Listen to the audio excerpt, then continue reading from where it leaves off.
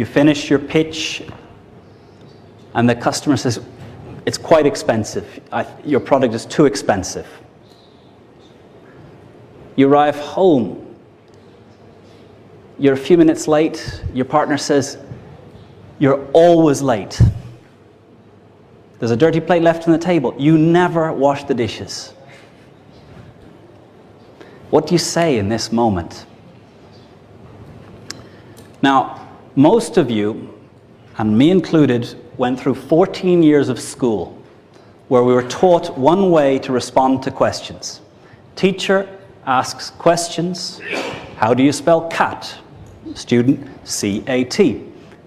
Teacher, what is the biological process called osmosis? Student puts hand up, explains in detail the process through which cell membranes allow water to go from one side to the other.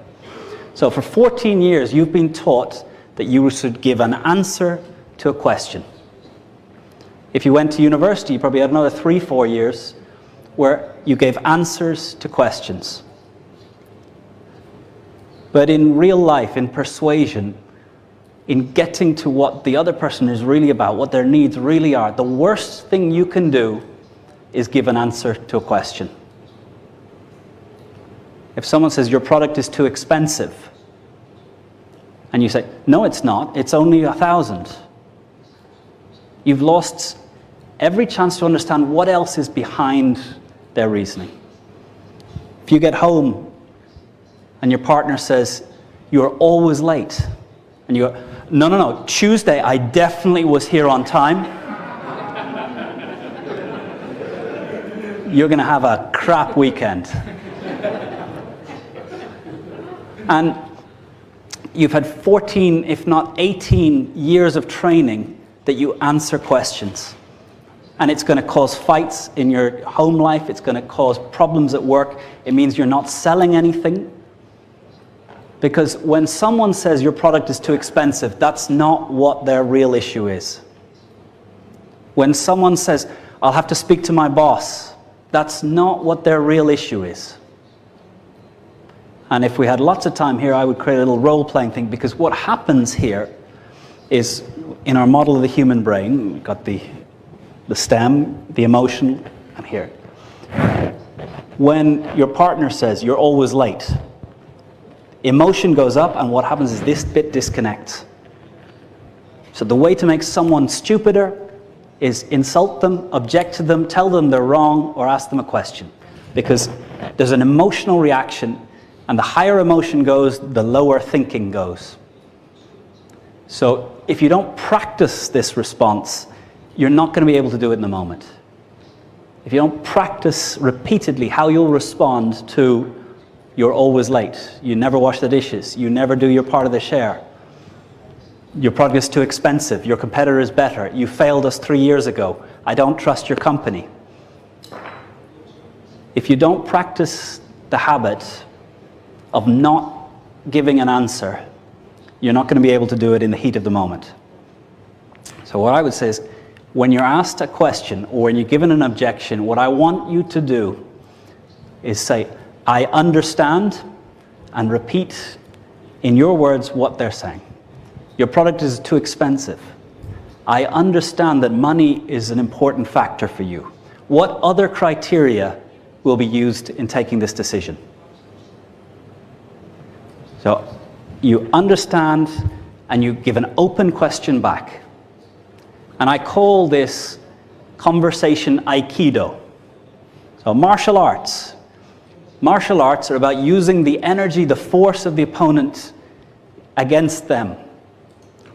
In judo, if someone punches, you pull their arm and you allow the energy to keep flowing. In karate, it's another thing. In Aikido, the concept is you go towards the punch, go towards the energy.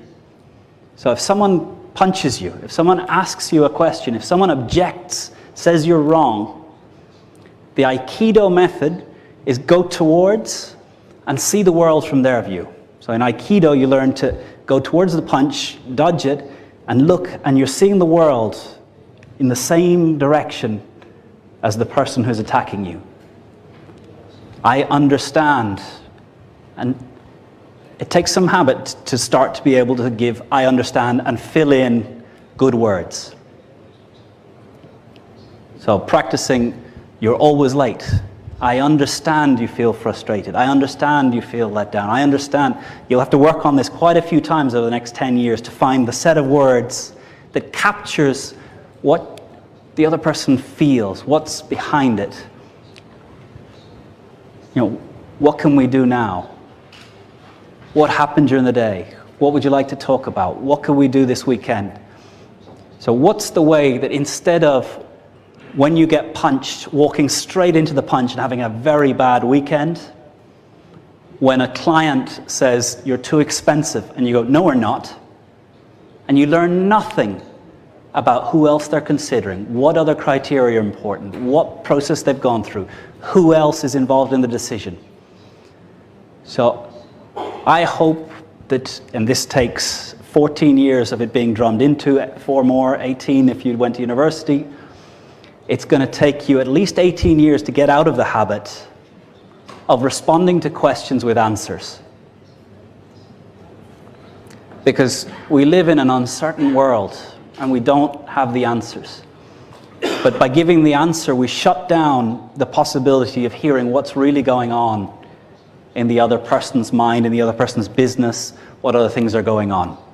So if someone says your product is too expensive, I understand that money is an important criteria for you. What other things are important in this decision? You say, I'll have to talk to your boss on this. Hey, this is an important decision. I understand you want to get everyone involved. When can I come and meet with you and your boss together? In fact, that's a bit of a closed question, but the habit here is being good at I understand and accepting the energy that's coming from the other person and then giving back an open question. And I guarantee that if you do it 4 times, the answer to your 4th open question begins to be what's the real underlying need, issue, interest of the person that you're listening to.